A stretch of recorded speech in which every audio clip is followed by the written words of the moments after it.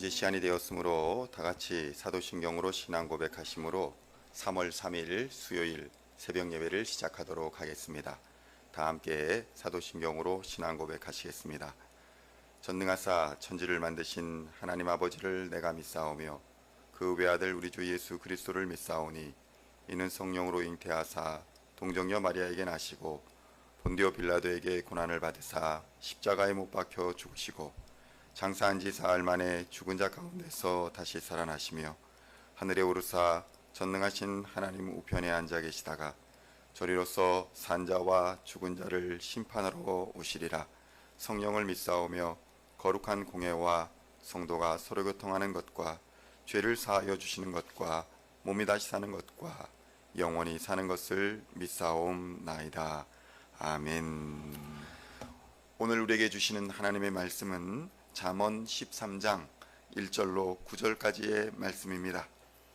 잠언 13장 1절로 9절까지의 말씀입니다.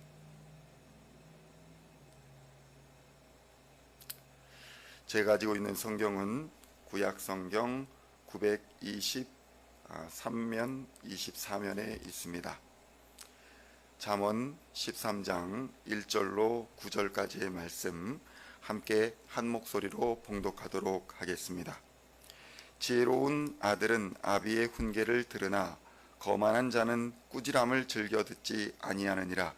사람은 입의 열매로 인하여 복록을 누리거니와 마음이 괴사한 자는 강포를 당하느니라.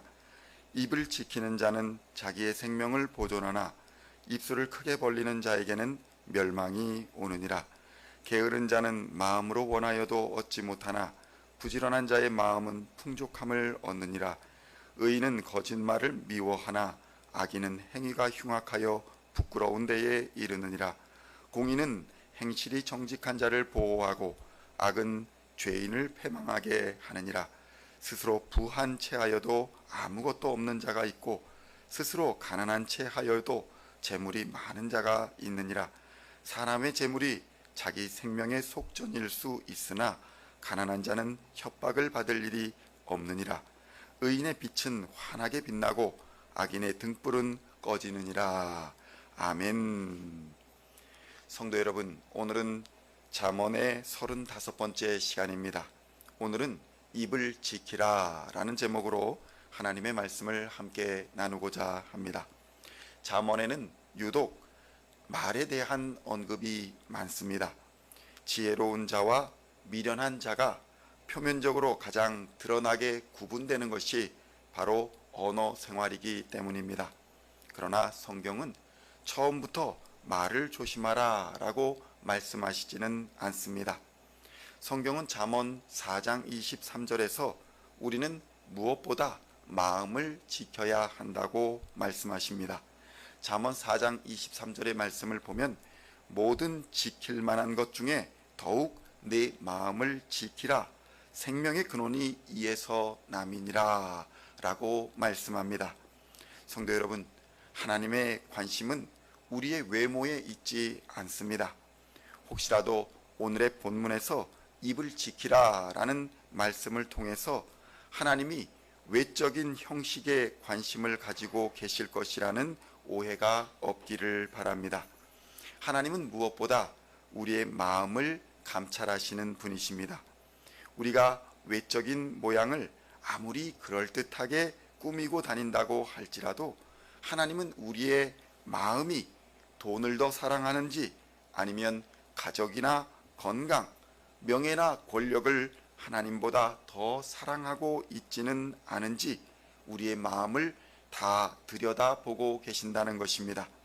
그래서 성경은 우리가 지켜야 하는 것이 먼저 마음을 지키는 것에서 또한 생각을 지키는 것으로 또 생각을 지키는 것에서 입을 지키는 것으로 점차 확대되어 가야 하는 것을 지적하고 있는 것입니다. 잠언 23장 7절의 말씀을 보면 대저 그 마음의 생각이 어떠하면 그 위인도 그러한즉 그가 내게 먹고 마시라 할지라도 그의 마음은 너와 함께 하지 아니함이라 라고 말씀합니다. 그러니까 마음의 생각이 어떠하면 그 위인도 그러하다라고 성경은 말씀하는 것입니다. 성도 여러분, 이와 같이 선한 마음을 가진 사람은 선한 사람이고 악한 마음을 가진 사람은 악한 사람이라는 것입니다. 마찬가지로 겸손한 마음을 가진 사람은 겸손한 사람이 되고 교만한 마음을 가진 사람은 교만한 사람이 되는 것입니다.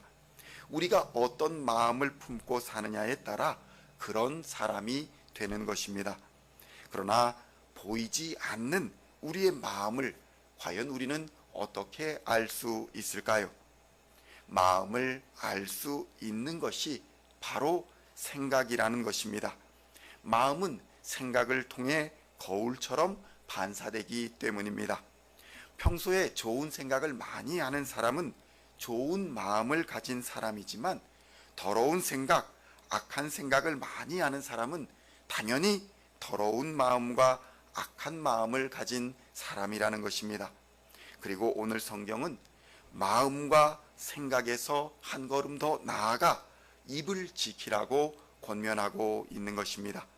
잠언 13장 2절로 3절의 말씀을 보면 사람은 입의 열매로 인하여 복록을 누리거니와 마음이 괴사한 자는 강포를 당하느니라. 입을 지키는 자는 자기의 생명을 보존하나 입술을 크게 벌리는 자에게는 멸망이 온다고 권면하고 있는 것입니다. 그렇다면 우리가 입을 잘 지켜야 할 이유는 과연 무엇일까요? 그것은 바로 우리의 입이 우리의 마음과 생각을 드러내는 통로이기 때문입니다. 성경이 입을 지키라라는 것은 가식적으로 좋은 말을 꾸며 하라는 의미가 아니라 우리의 신앙과 우리의 인격이 또 우리의 마음과 생각이 말로 드러나기 때문인 것입니다. 지금 내 말이 거칠고 분노에 차 있고 두려움이나 염려 또 부정적인 언어로 가득 차 있다면 나의 마음과 나의 생각이 이미 분노와 염려로 무너졌다는 것을 의미하는 것입니다. 그러므로 말을 지키는 것은 우리의 마음과 생각을 지키는 것과 밀접하게 연관되어 있다는 것을 깨달아야 할 것입니다. 언어 생활에서 우리의 인격과 우리의 신앙이 이상징후가 발생할 때에, 언어 생활로 통해서 이상징후가 발생할 때에 우리는 지체 없이 하나님 앞에 기도의 자리로 또 회개의 자리로 나와서 하나님께 도움을 구해야 하는 것입니다. 잠언 4장 24절로 27절은 이렇게 23절은 이렇게 말씀합니다. 모든 지킬 만한 것 중에 더욱 내 마음을 지키라. 생명의 근원이 이에서 난다라고 말씀합니다. 그리고 24절로 27절로 계속해서 이렇게 조언합니다. 마음을 지키는 자는 이제 무엇을 해야 생명을 얻게 되는지를 조언하고 있는 것입니다. 구부러진 말을 내 입에서 버리며 비뚤어진 말을 내 입에서 멀리하라. 내 눈은 바로 보며 내 눈꺼풀은 내 앞을 곧게 살펴 내 발이 행할 길을 평탄하게 하며 내 모든 길을 든든히 하라. 좌로나 우로나 치우치지 말고 내 발을 악에서 떠나게 하라. 아멘. 성도 여러분, 결국 입을 지킨다라는 말은 악에서 떠나 의로운 길로 행하는 것을 의미하는 것입니다. 이와 같은 이유로 우리는 이러한 결론에 도달하게 됩니다. 믿음의 말을 하는 사람은 곧 믿음의 사람이며 은혜 되는 말을 하는 사람은 은혜로운 사람이라는 것입니다. 겸손한 말은 그가 겸손한 마음을 품은 사람이라는 것을 보여주며 교만한 말을 하는 사람은 그의 마음과 생각이 교만하다는 것을 보여주는 것입니다. 그리고 더욱 중요한 것은 마음과 생각을 통해 드러난 입술의 말이 결국 그의 생명을 보존하든지 아니면 멸망으로 이끌어 가든지 하게 될 것이라는 것을 경고하는 것입니다. 로마서 10장 10절은 이렇게 말씀합니다.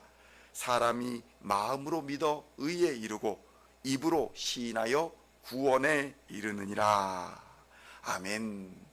오늘도 겸손으로 허리를 동이고 마음과 생각을 바르게 하여 입술로 그리스도를 시인하며 증거하는 하나님이 기뻐하시는 그리스도인의 삶을 살아가는 저와 여러분이 다 되시기를 우리 주 예수님의 이름으로 간절히 축원드립니다. 기도하시겠습니다. 하나님, 우리의 마음과 생각을 감찰하여 주시는 하나님, 이 시간 우리를 성령으로 인쳐주시고 충만케 하여 주시옵소서. 우리의 마음과 생각을 지켜주시고 우리의 입을 지키는 거룩한 삶을 살아가는 시온의 백성들이 다 되게 하여 주시옵소서. 이 시간 하나님의 은혜와 평강을 기다리고 소망하오며 우리를 지키시고 우리를 보호하여 주시는 우리 주 예수 그리스도의 이름으로 간절히 기도하옵나이다. 아멘.